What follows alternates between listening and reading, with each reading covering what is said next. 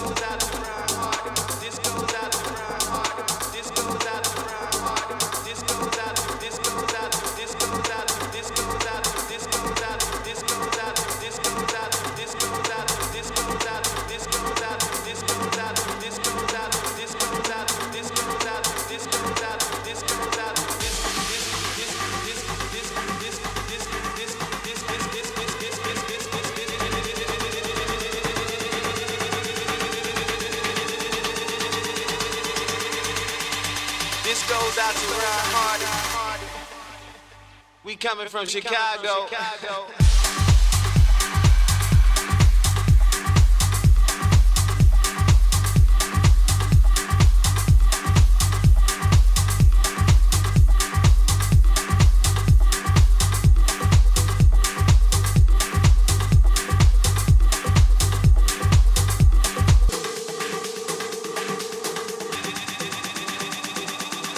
This goes out to Ryan Hardy.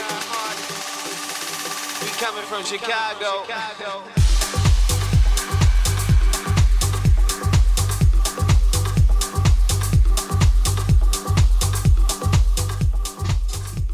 Yes, Sean. Woohoo! Look at that. Going in with the applause straight away.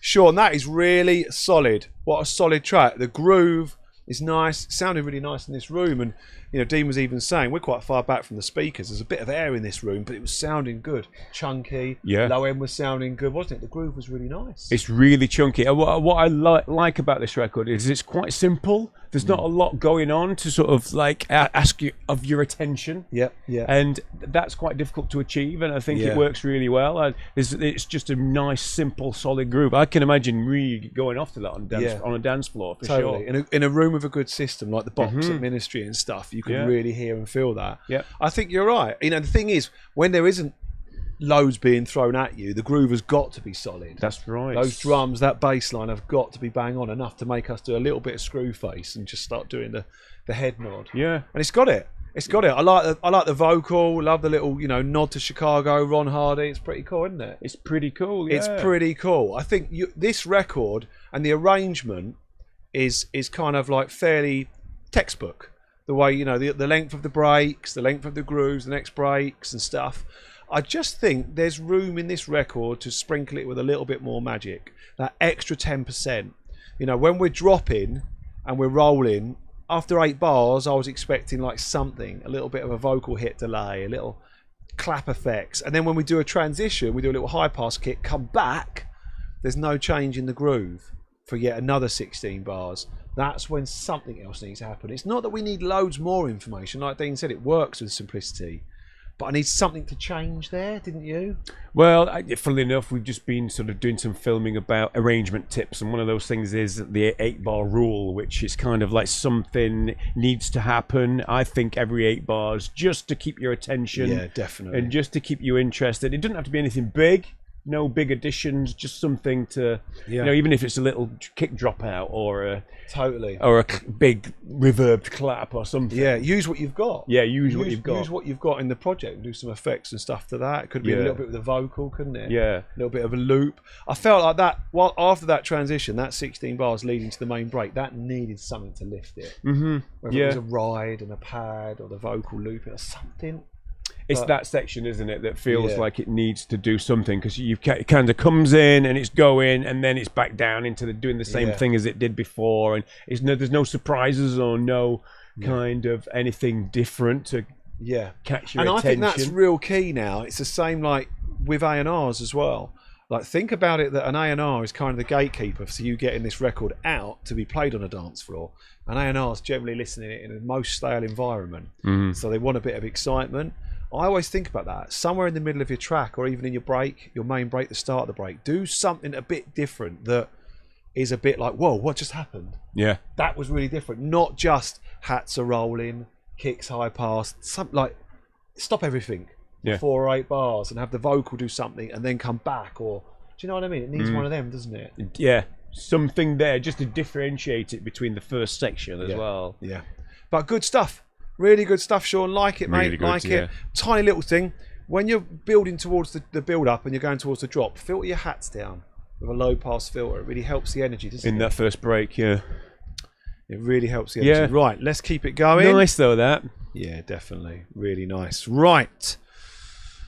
Let's get the next one in. Right. Come on, Ableton. Let's not play silly games. Oh, Ableton's been a pain recently. I don't know if you've noticed. I had a little automatic update this morning, and it scared the hell out of me. I was like, I forgot to turn automatic updates off. Oh no! And it did scare me a bit. Yeah. Well, apparently it's fixed the issues, but whether or not that's happened, I don't know. All right, let's see. Okay, next one I've got is from Nino, and Nino, I think you are watching, aren't you? I saw you in chat. So nice one. Thanks for sending it in. And this track is called Inside My Head. So let's roll with it. Let's do it.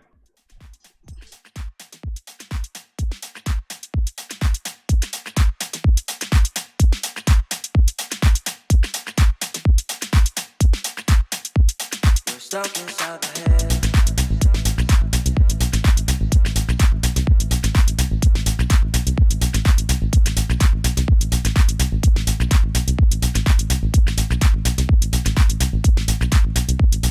Stuck inside the head.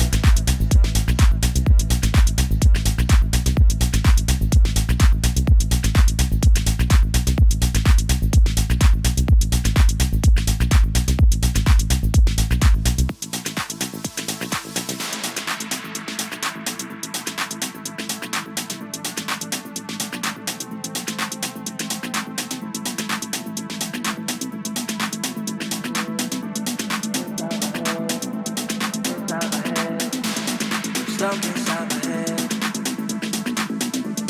At nights when I'm alone, you're stuck inside my head. At nights when I'm alone.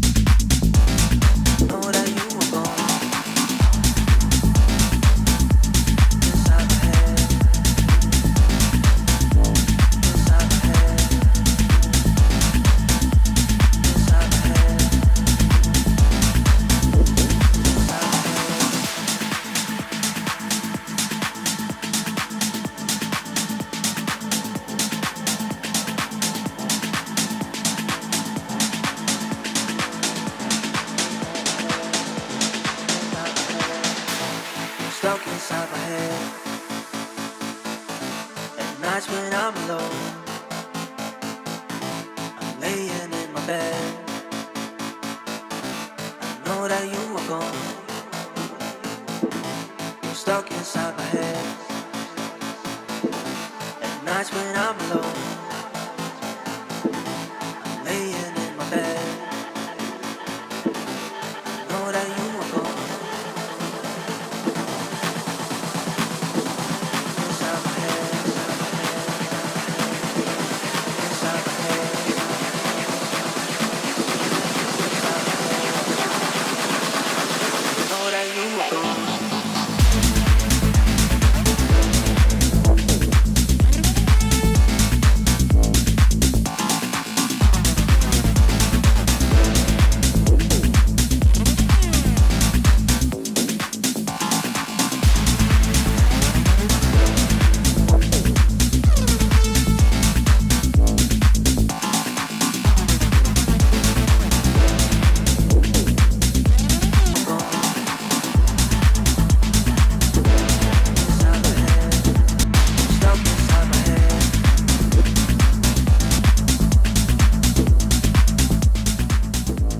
Yeah.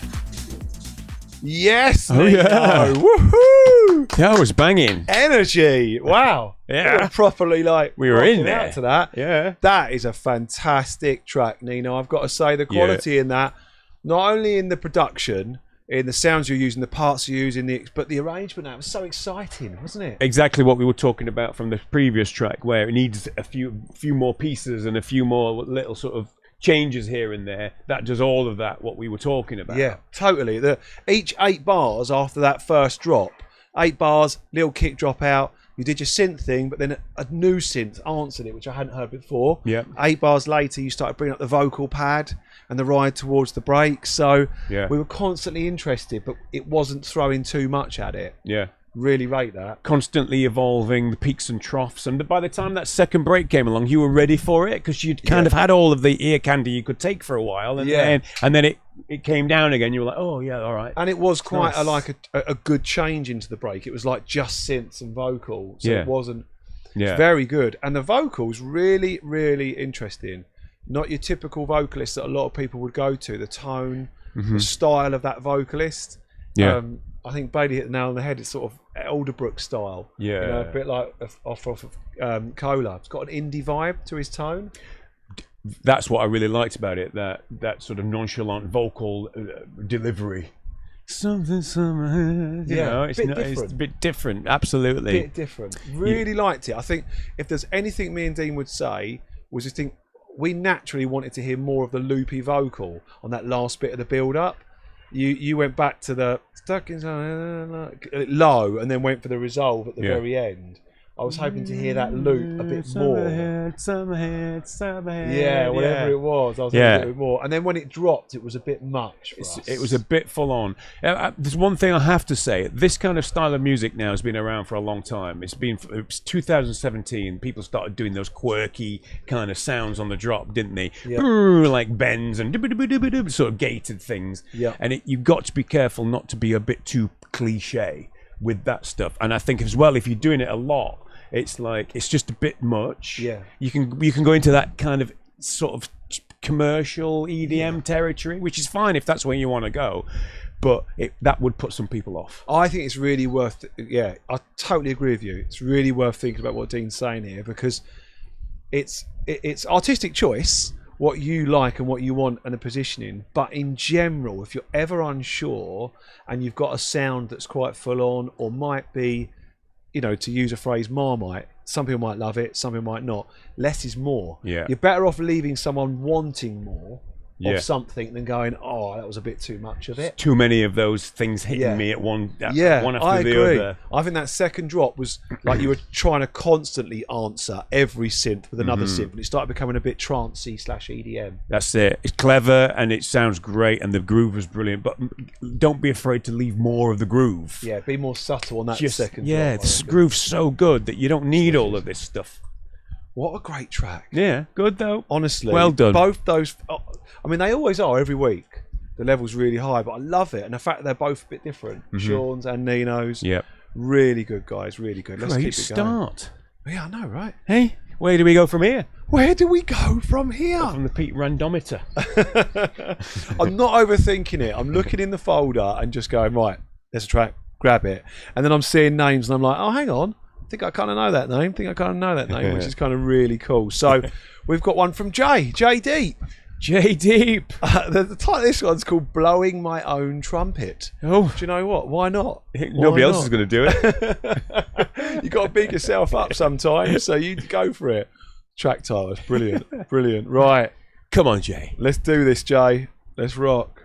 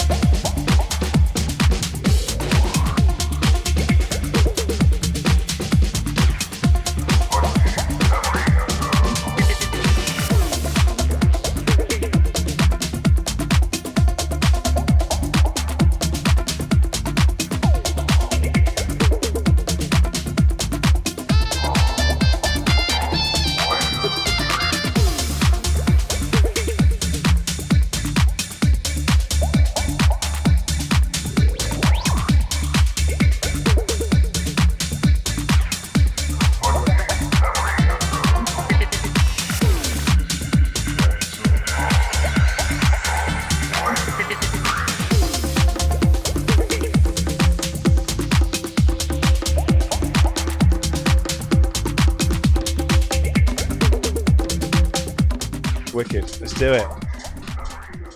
Yes, Jay. Yes, Jay. Another great track. And I love the fact that somehow my randometer is picking different subgenres as we go around the place as well.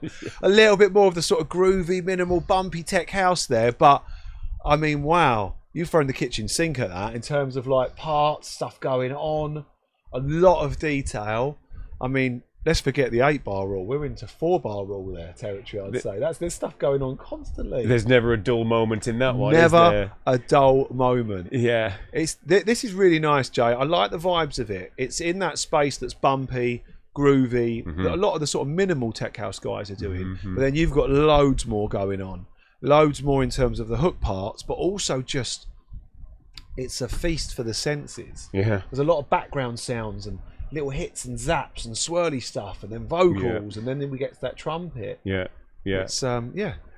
I love that. Anybody that's sort of into production is going to be fascinated, like I was, because there's always something going on. Yeah. I think though, sometimes I've made this mistake before. You've got to be careful not to overdo it, because it can be a little bit of an onslaught to the senses. There's a fine line, isn't there, of like what's kind of, oh, that's interesting. Oh, that's a little bit too much, and it's very much pushing the edges. But saying that, it's a really good record. I would certainly dance to that. Yeah, it's a really good record. Really, really interesting.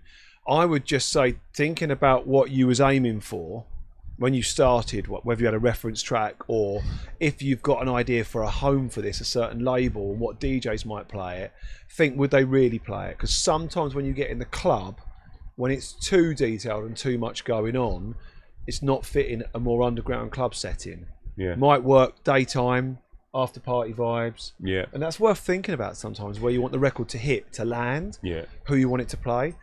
And I like a lot of it, but I found the second half, after the second drop, we were dropping with all of that live sort of percussion and the bongos and stuff over the groove.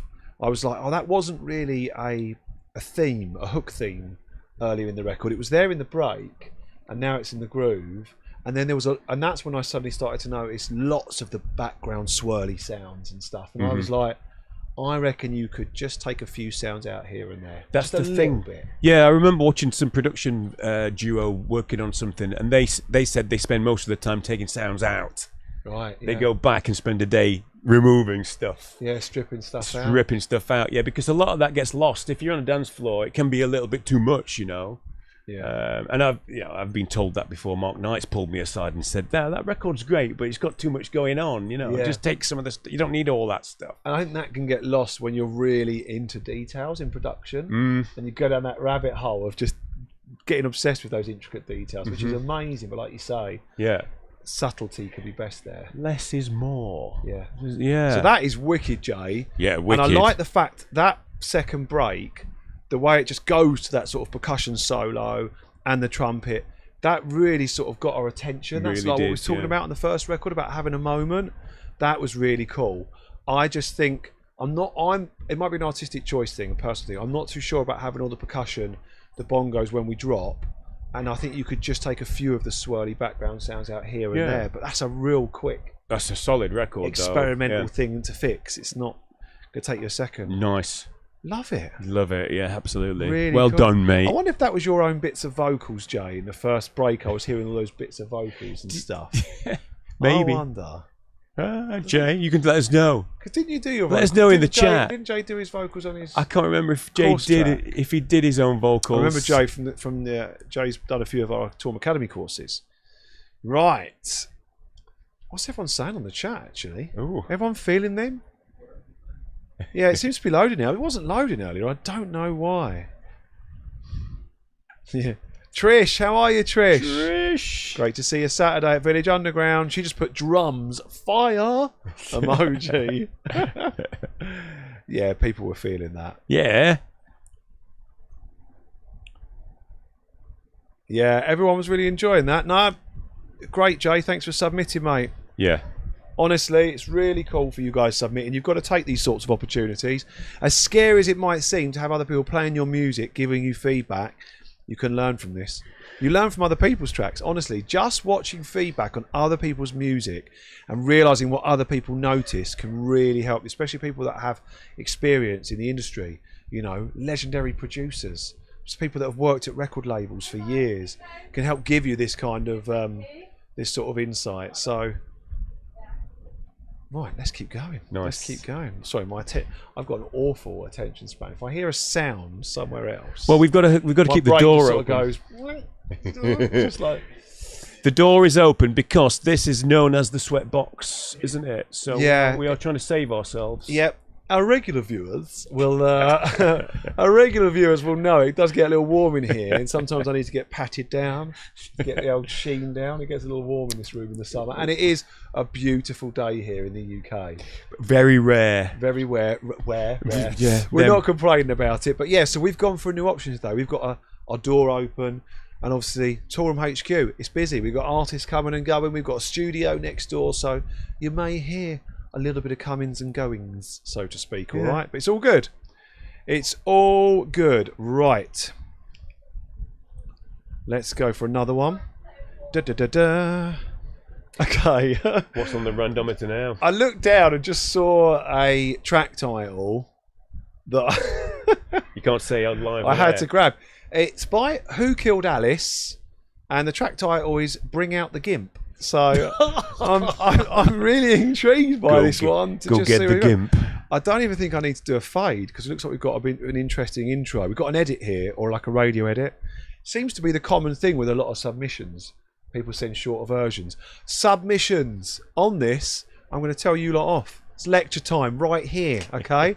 Too many people submitting demos and not naming their audio files correctly. Isn't that right, Bailey? It drives us mad, honestly. Do you know what it is? I do think sometimes it's an honest mistake. I think you guys upload your tracks, you bounce it off the computer, right? At that moment in time, you're buzzing, you finish the track, bounce VV3, whatever. Just finished version 12.2.1. But you forget to rename it. You put it on SoundCloud. By naming the track on SoundCloud does not rename the audio file. So we're downloading demos and we've just got the weirdest names of track, like WAVs and stuff. And that happens. If you're submitting a track to a label, you've got to be prepared. Like I said to Bailey earlier, you don't go to a job interview in your pyjamas, do you? You certainly don't. Or with toothpaste still around your chops. You're making sure you are presented well to your best. So, little lecture for you there, guys. Consider yourselves told off. Consider yourselves told off, all right? Name those audio files correctly. You've got one chance. By the way, Alice, or whoever killed Alice, I'm not saying that's you. Just something reminded me when we're talking about submissions. Right, so shall we bring this gimp out? Let's get the gimp. Yeah. Let's do it. Well, bring out the gimp. Let the gimp sleeping. Well, I guess you just have to go wake him up now, won't you?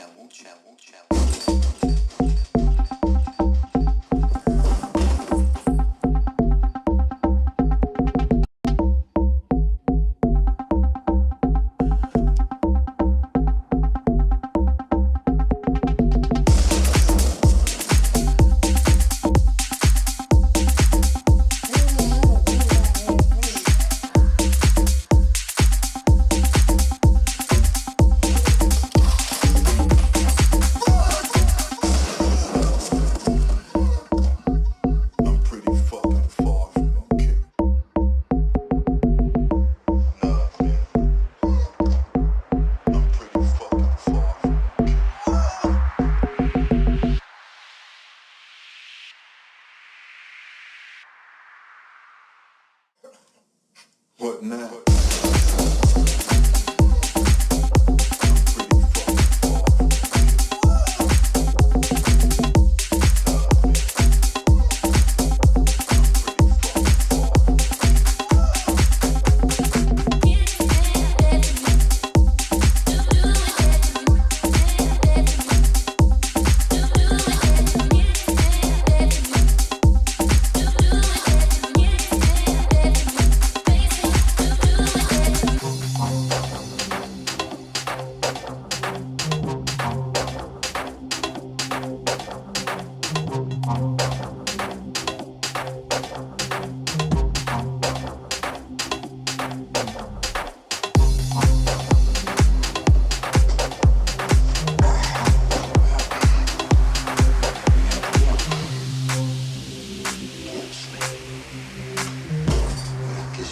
Go wake him up now, won't you?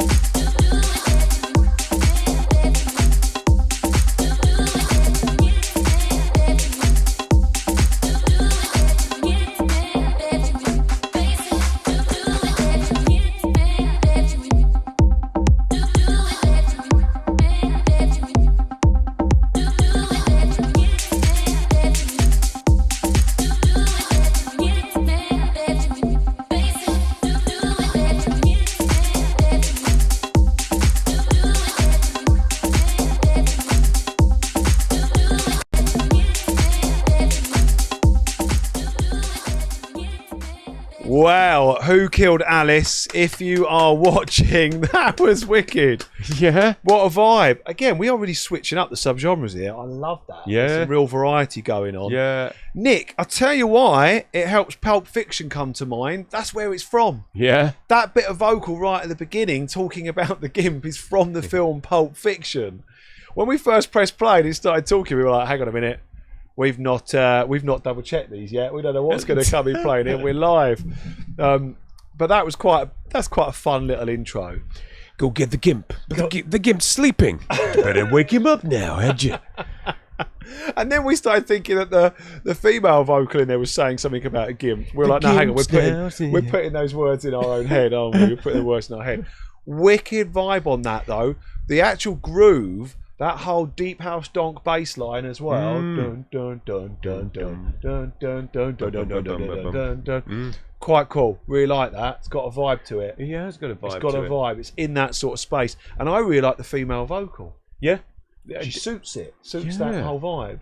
I mean, again, there's never a dull moment to that record, is there? The only thing that we both kind of pointed out was, what's the relevance of the GIMP speech? Yeah. It's like it goes off into a sort of deep house record with like female vocals, but what I don't know why that GIMP thing is in there. He's there right at the start as an intro, and then after a minute, you had this like whole 2 or 4 bar.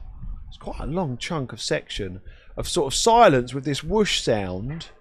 I think it was 4 bars, and I was thinking the GIMP vocal was going to come back in, but it didn't. And so yeah, I think the GIMP thing's quite fun, but starting it as the intro, it's like, what's the relevance of that? That's it. Maybe make. I love the fact that it's about the GIMP because it's such an iconic point. It's quite fun thing. It's a fun thing. I often use "Go Get the GIMP." I don't know where or when, but sometimes. And I think it's really good, but make it more about that, I suppose. Maybe could that work into the break? Make it into the Could it work into the main break, not in the intro, but then you've got this female vocal that's totally on par with the groove in this deep house donk bass line called tech house sort of way. They suit each other loads, so I'm just not sure where that film speech comes in. I don't know. I don't want to spoil your creativity because I'm applauding something outside the box a little bit different. If that was me, I would find something that's that sort of groove and vocal and look at it for inspiration on the arrangement and do a club arrangement based on that. We get a lot of sort of 3-minute edits sent to us and radio versions, and I think, look, club music is meant for the clubs. I know obviously streaming's massive now, but you get a better sense of it and how it works, how you tell the story, how the parts are used if you hear it in like a sort of 5-minute club version. That's right. If you had a beat intro and it was all building up to that speech, maybe it might make more sense. These edits seem to sort of cut things a bit. The story get cut a bit abruptly, don't they? Sometimes. Because there are moments in this record which I absolutely love, but there are other bits that don't really gel for me. So, but it's easily done. It sounds banging. It really does. On the speakers, it sounded great. Yeah, it's arrangement. It's arrangement, isn't it? Yeah, the classic.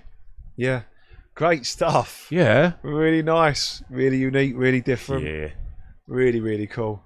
What's popping? Hey, Loz, how are you? Danny Reese is in the house.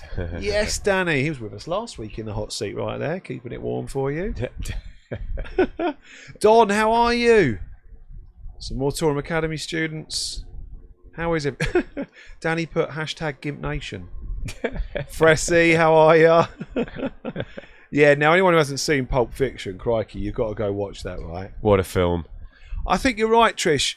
I think a hook moment can come from arrangement with that, with the vocal and the actual main bass line whole melody. I think that's what it is. I think it's a bit of arrangement stuff. Just arrangement. Everything was great about it. Right, let's get another record in, shall we? Bring out the GIMP. It's stuck in my head now. What have I just done? What have I done with my folder? Scare me. Right. You've got a lot of responsibility there with all of this stuff. Look, there's a lot of responsibility resting on my shoulders. And Pete can't move either because his cable comes out and the whole thing would fall apart. I keep so still. I don't think you guys realise I'm trying to dance and move, but my lower body from here down is like glued to the chair. You can't move. We've got important cables for streaming and all sorts going on here, coming out this laptop. So I'm trying to be very delicate. Wow, look at that for a audio file. That looks healthy. It looks healthy. It looks fat. It's like a chocolate bar. Makes me want a chocolate bar. It does actually. Yeah, nice, wouldn't it? Now, yeah, chocolate bar. Bit of dark chocolate. After we've got an amazing chocolate tort to dig into later. I can see as it well. there. Yeah. All will be revealed on Toolroom Academy Instagram stories later. The food diaries of the Toolroom crew. So this next one is by Fane Serra. Ooh. Fane Serra. I think it's Fane or Fine. I think it's Fane. Fane Serra. Nice name. It's a wicked name. It's nice. Wicked name. Have worked with this person, this producer before as well. Yeah. Really looking forward to hearing this. Really looking forward. Let's do it. Let's give it a little fade in. And let's rock.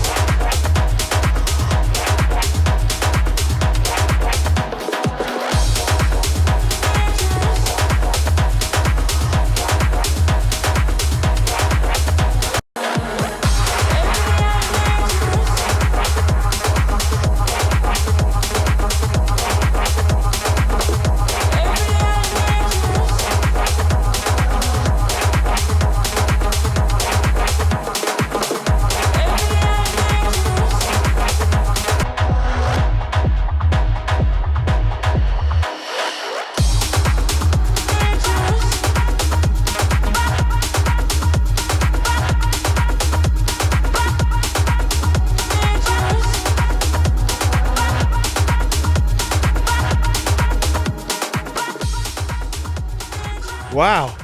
That is really, really nice. Real quality sounds going on there, Fainster. That is... Yeah. That groove is awesome, isn't it? It really slaps you around the face, doesn't it? Does. Yeah. So much depth in it. It's classy. It's classy. Very classy. It's really classy. Chunky. There's just so much depth in just not the low end, but in just all of the drums and all of the rhythms. There's so much going on, filling it. Yeah. But not to a point of over the top. It's making it is what it is, isn't it? It gives it that power. Yeah. At first, when it starts, where there's no kick in there, you think, oh, how can it get any bigger? But then it does. It just really thuds in. Yeah, and that's quite hard to achieve, actually. Yeah. So well done on that one. That is really nice, and it's sort of halfway between this driving progressive sort of tech house and a little bit of melodicness coming in, and then this vocal. I'll be honest, I think I'm 50-50 on the vocal. If I'm going to be totally honest with you, to push you for feedback, that vocal is nice. I like that vocalist tone and the style of her on this track. But I was struggling to work out what the lyrics were in the first half of the record to make out the clarity and what she was singing and stuff. Yeah. I agreed. I think that it's almost like this kind of style of vocal on this track is interesting, isn't it? You don't hear it. Yeah. So at first you're like, oh, that's cool. That's like something different. But then you want to hear what she or they are saying. Yes. And you can't quite make it out. And it's so the hook is missing. Yeah. Because then it's obviously like we saw the track title was Dangerous. And then I realised, she was saying, dangerous. Yeah. And it's like, oh, okay. And then it's like, well, what else is she saying? Is she saying something is dangerous? Is that person dangerous? And there was even a little resolve of the vocal at the end of the build where she finishes and finalises the story, but I couldn't quite make that out. It's not obvious, is it? It's not commanding enough, I think. It's not commanding. Now, that's only going to grab a certain amount of listeners. If you want this to fully connect, you get that vocal right, that goes to the next level. Oh, yeah. So I don't know if that is an original vocal you've got with a vocalist, but I think if it is, maybe you could carry on working with them and get something that's just a slightly more detailed in the story. Yeah, I'd say so. And maybe get it a bit more upfront. It seems like it's sort of set back a little bit in the sort of 3D stereo field of the record. It's like back in the distance there, when it might be better if it came out front a bit. Yeah. What's your go-to tip for vocals, like processing? Have you got like a go-to plug-in and stuff? I know a lot of people whack like CLA, CLA vocals and things like that. Have you got something that's a favourite? Yeah, the CLA is always a good one because you can turn the reverb and the delay off if you want to, because reverb is often the thing that actually makes something sound a little bit unintelligible. You can't hear it because it becomes kind of washed out a bit. So reverb is always the thing that causes the problem. So I would say if you're going to use like something like the CLA, just get it so it's a bit more upfront, punchy in your face. Yeah. Would you say that's quite a common thing that you see through teaching at the academy, through engineering for multiple different artists? Yeah. That a lot of people, especially maybe in their earlier years of production, reach for things like reverb and delay and put them on things when maybe they don't necessarily need to. They don't need to. Yeah, I think you can do more damage than you can do good with reverb. It's interesting. That's what you said a second ago, and it was like, okay, you're saying a lot of people tend to overdo things sound worse. That's right. You can overdo it, and it does sound great. It sounds impressive, but the payoff is that you can't really hear what's happening because it's kind of washed out a little bit. And it can be the most just subtle part of just going over the line with the amount you need. Suddenly just gives it that little bit too much washed effect, right? That's right. It just sort of sets it back into a space when actually that space is not right for that particular record. They're in a different space to what the rest of the record is. Interesting. So for you, mixing tips, things like CLA, but not too much reverb. Yeah, just back the reverb down. I mean, often though, you get a vocal from somewhere like Splice, and it's slathered in reverb already, so there's not much you can do about that. But you can get D-Reverb plugins, which takes it off a little bit. So. Oh, okay, that's clever. But yeah, it's generally a reverb thing that kind of puts things in the wrong space for the track. Super clever. Love that. Nice advice. What we got going on chat, guys? We're getting all sorts here. Fastest release, medium attack, 4-to-1 ratio. Yeah, the producers are in the room. The producers are in the room. I love it. Yeah, everyone's having a chat now. Waves D reverb is good. Yes, D reverb is good. Yeah, love it. Yeah, some really good. It's a friend's vocal. Oh, it's a friend. Yeah, well, commendable for that, because that's very difficult to get a good vocal. That is, yeah, and that's what I thought. I was like, it doesn't sound like someone. I thought, is that a friend, or is that someone? I think that's really cool. Processing might even help it, and then we might then hear the lyrics more about what is dangerous and why. Like, pull me into the story a bit more. Yes, I think's key. Yeah. And I don't think this is anything right or wrong, but if Dean agrees, then you've got two people saying the same thing. That main break drop, bringing the vocal back, dangerous every like couple of bars, we felt like it didn't need it in a looping style like that, because there was quite a lot of other sounds going on. There's a lot going on, isn't there? Again, with these kind of tracks, if you historically listen to them, there's not so much in terms of vocals. You know, it seems like it could be stripped out again, couldn't it? Yeah, and maybe just save it for like 8 bars after 8 as a little transition thing or something. Maybe. Just thought I'd mention that, okay? But so close, and that's easily fixable. Yeah, thank you so much for sending that in, Fane Sarah. Really good. And I hope I'm pronouncing your artist name correctly as well.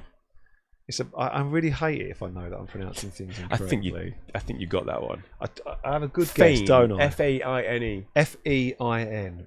Fine? Fane? F-E-I-N. Fane. Fine. I think it's Fane Sarah. It's a nice name, though. That's C-E-R-R-A. It's nice, isn't it? It is nice. Right. What else have we got here? Okay. I'm just grabbing this. It just jumped out at me. Right. Pray for me.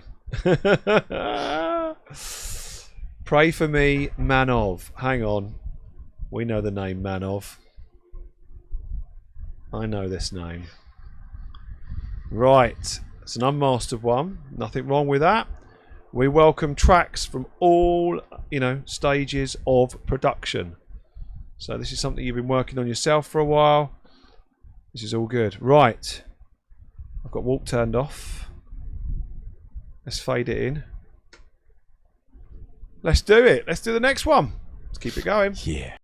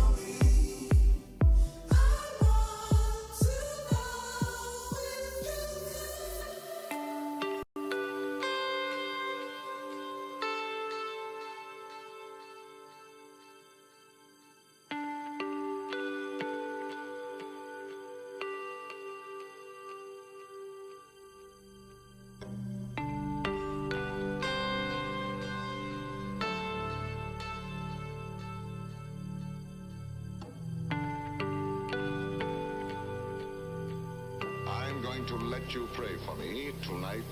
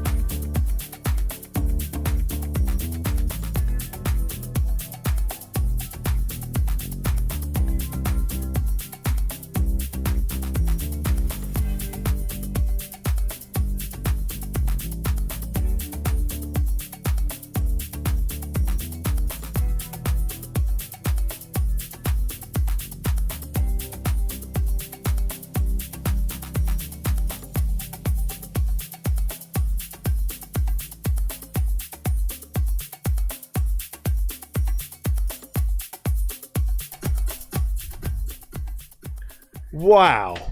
Wow, wow, wow. Woohoo! That was really emotional. Like, what a beautiful record. Absolutely beautiful. Perfect timing for that record, that was, wasn't it? We had all those banging records. All the banging records, Yeah. and we were like, Yeah. sort of rejuvenated. Lots of smiles going on. Wow, that is amazing. That's so I think that's Dylan. If you're watching Dylan, a previous student of the academy last year with us, that is something else, mate. What a beautiful piece of music. That's a song. Yeah. That is an absolute beautiful song right there. And what a journey. I mean, those vocals and that guitar, all the parts you've got are proper It's beautiful. emotive, like pulling at the heartstrings. Yeah, totally. Yeah. Like really taking us on a journey. We were all just literally like, yeah, we've got, start telling everyone we love everyone in this room. I love you guys. I probably love you guys. I love you guys. Yeah, we were thinking about just getting, like, we'll start to hug. Honestly, what a gorgeous track. Yeah, it's beautiful. Love to hear that when that's got a real professional master and it really comes to light with the warmth, because the depth in those vocals and the bass and the sounds would be lovely when you hear that fully mastered and rich. Yeah, that's the thing. We couldn't really hear it as it's meant to be, because it's the mix that lets it down a bit. And although we do talk about not, worrying too much about the mix, I think in comparison to all the other ones, which were properly in your face, this is, and we might have got a different opinion of it if it was a little bit fatter. Totally. I think that's really valid feedback. I'd say for Dylan, that's the one thing. If you're going to write something that you truly believe in, and you write something that's as magical as that, get that extra 10% with help if you can't even do it. There's nothing wrong, and getting a master, like a stem mix master, that's the way to do it. Actually give them your stems, all your individual channels, all your drums, your bass, your music, all those individual audio channels, and get them to master it with the stems, and they'll do a bit of a mix. That could take your track to a professional level that is like, just adds so much more. And all of those beautiful sounds that are in that track will all come to life, and then we're not going to be thinking, it needs this or it needs that. It's just all going to have its own little space, and you can hear it properly. And honestly, that's what 80%, 90% of artists do. All the big artists having their records stem mixed and mastered professionally. Yeah, I mean, I do it. There's only so far I can take things with my own music. Sometimes I send off like groups of stems to be stem mastered. So there's no big deal doing that. No. And there's the sections in that record where we were saying, it could do with just a little bit of something extra towards the end before that second break. Before the second break, and let's have a look how long that is. So the first break to the second break, that chunk is a good 2.5 minutes. And it did feel like it was kind of dragging on, and it might need to do something else. Because the drums are just constantly rolling. I mean, it's beautiful. The vocal goes away, then comes back and lifts it. But me and Ding were like, oh, we could almost hear another key melody or a little arp. Dun, dun, dun, dun, dun, dun, dun, dun, Yeah. something bright that's tonally sitting above everything else. I know that guitar is kind of like tuned and quite high, but that sort of, you know, that classic sort of art thing that everyone does in like a commercial deep house record. 3/4 of the way through, you get the high string and then you get the little arp that adds just that tiny bit of extra flavour. Tiny bit, nothing crazy, just Sparkle, yeah. You know, but then I'm torn also. It was also really nice to hear in its raw state as well. Raw state, so yeah. it's one of those, isn't it? And that's why I'm thinking if it did have a mix, maybe everything would shine a bit more. Yeah. Beautiful record. Beautiful. Well done. Nice one, Dylan. Absolutely beautiful. Well done. What a switch up. What an absolute switch up. Right, come on, let's keep going. Let's keep going. I can see Bailey grinning at me in the corner of my eye. Right. What have we got here? Ooh. Oh. I mean, it would have been a beautiful record to end on, I suppose, wouldn't it? It was like an end of the night track. Okay. But it's inspired me to keep going. I can see this one's going to take us up a notch. I can just tell. You can just tell by looking at it. Right, so we've got one here by Habbo Fox. And this is called Round and Round. Let's do it.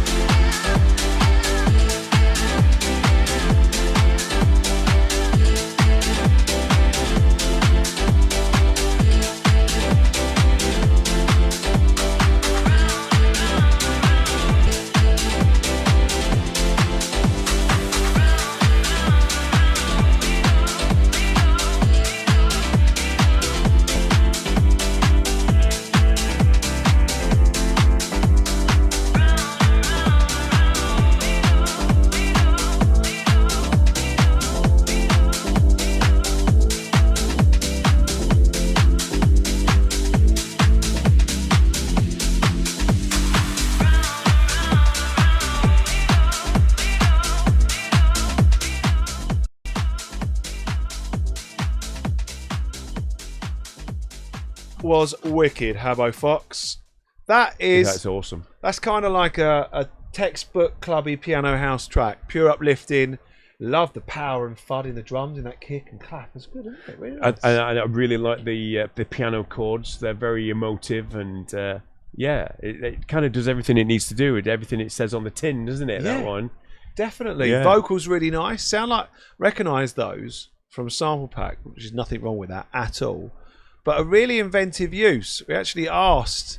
an artist engineer walking past the door, the creator of the sample pack himself, who was involved in some of the production of this sample pack, and he spotted that it was actually a few different phrases but brought together to create something quite different, which is a great idea. Absolutely, and that's creative, isn't it? That's what we always trying to push onto people. Be creative, don't just use them as they are. Like, think about how to use them differently, because of course everybody else has got access to these same samples, so you've got to do something different with them to make sure you're doing something different. Yeah, and that's you talk about this in your vocal production class as well, don't you? Yeah, of course. Yeah, about that, everything from creating your own vocals and how that can really set your tracks apart, but also if you are going to work with sample pack stuff, then how you can actually get a little bit inventive with that as well. That's right. I mean, sometimes they work just straight outside the box, don't they? And they fit your track and it's great. But... Well, this is the problem though, isn't it? Because they're so accessible for everybody. Everybody can just use them as they are and they sound great, right?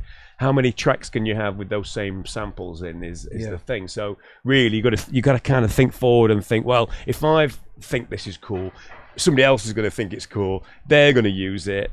How can I use it differently to them? Yeah, I think.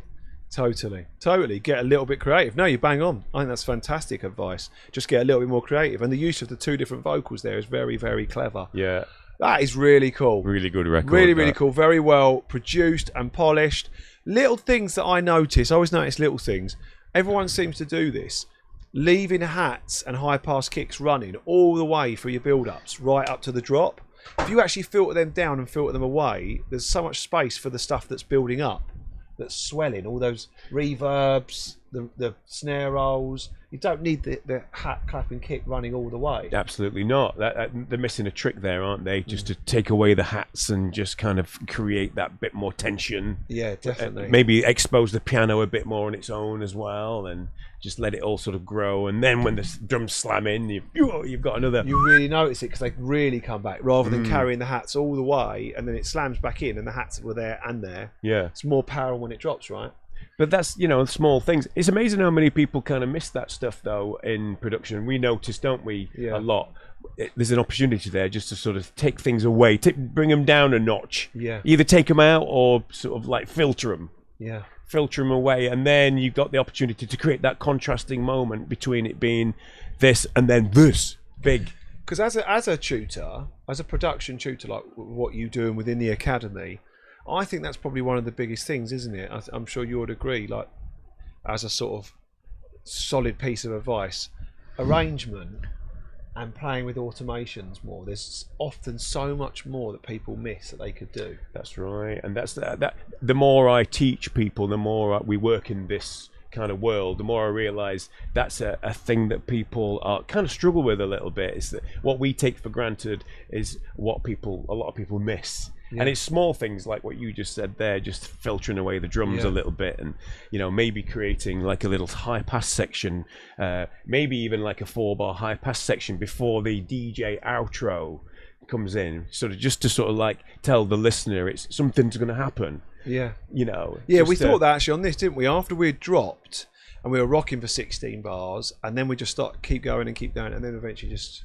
chill slowly down. Yeah, it felt like there could have been something else there, didn't it? That's it. Make a moment out of it rather than it just being a sort of just a it's an opportunity to kind of create these peaks and troughs. Think about it. We always say it's like watching a movie, isn't it? It's a good action movie. One minute you're like, oh, and then next minute you're down there. It's like bits up and down. It's a journey. It's more of like a looking on a screen as a roller coaster, isn't it?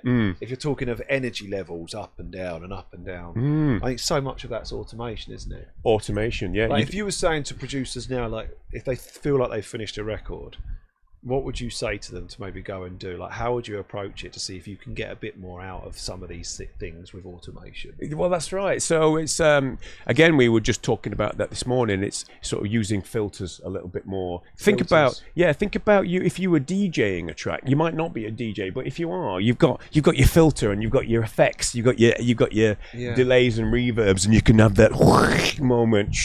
And you're doing that as a DJ. You're adding that. That's not in the production. You're choosing to add that in more places. That's right. You know, you would naturally reach for those knobs when you're DJing in certain sections just to create those moments. Yeah. Think about it and if you're not a DJ, think about your favorite DJ, how they would do something like that. What would they do at that point?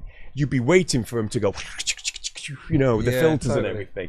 But, yeah, they're just ideas. So filters is a big one, guys. Yeah. Use filters more. Look at sections you could filter. Yeah. To create more energy sort of flow. Filtering, and then, you know, adding reverb chains to things, but whether it be using like Toolroom Infinite plugin, you know, that classic sort of washout moments where everything gets wet and then snaps back to dry.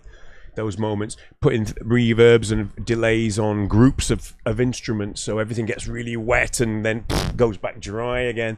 That can create moments. Peaks and troughs, yeah. Okay. Just like create a moment, like people go whoa, like that, and then like boom, you're back in. Totally. Sound advice, mate. Sound advice. I'm here all Guys, day. Thank you so much for sending those demos in. That is all we got time for today. Thank you. They're so I know good. there's a few of those we couldn't get through everyone's, but like we say, we try and play them at random. Those that we've not played, we will actually save, and then we'll put them into next week's pot as well. And so you never know, we might have a chance to play them next week, all right? But keep submitting and keep joining us every week. I feel like we've got a really cool little family vibe going on. We've got so many regulars that come and join us each and every week, which is wicked. Yeah, lots of support on the tracks, which is wicked. Really nice to see. Awesome. I love it. I love all the positivity here, guys, and the support with everyone.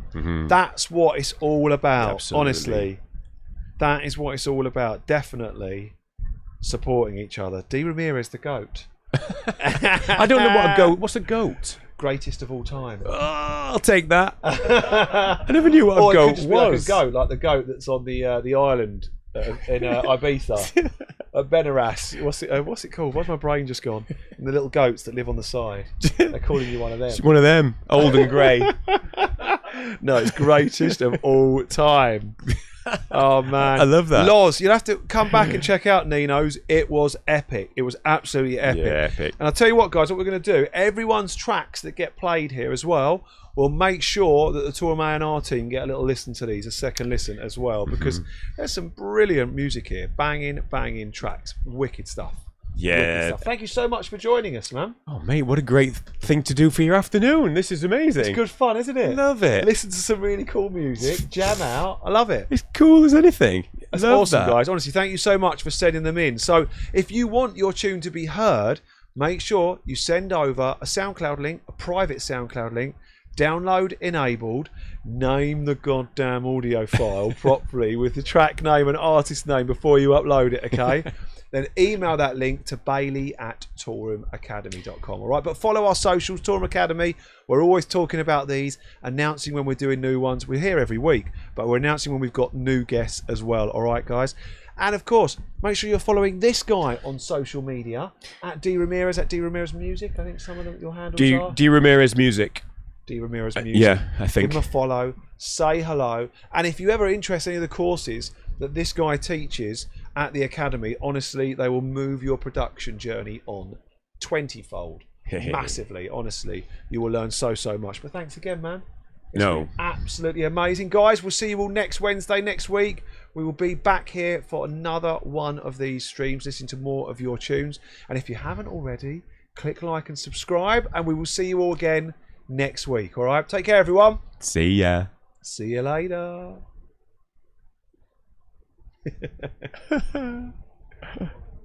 Wicked.